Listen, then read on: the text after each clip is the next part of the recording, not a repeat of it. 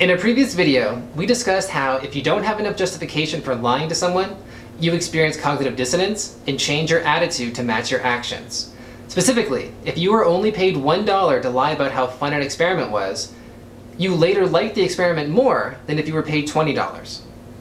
The $1 is insufficient justification, or under justification, to act in a manner that is inconsistent with your attitudes, so you change your attitudes.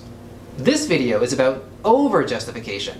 It applies to situations in which your actions are consistent with your beliefs.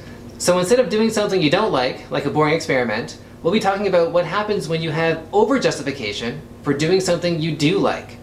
In other words, what happens when you pay someone to do something they already love. To study over-justification, researchers conducted an experiment in 3 phases. In the first phase, participants were allowed to play with puzzles for as long as they wanted. You can imagine the cognitions and actions of participants are consistent at this stage. I like puzzles, a participant might say, and I'm completing puzzles. Everything is great. In the second phase, half of participants were paid to solve puzzles, and the other half continued to play without payment. The participants that were paid to complete puzzles spent more time playing with puzzles.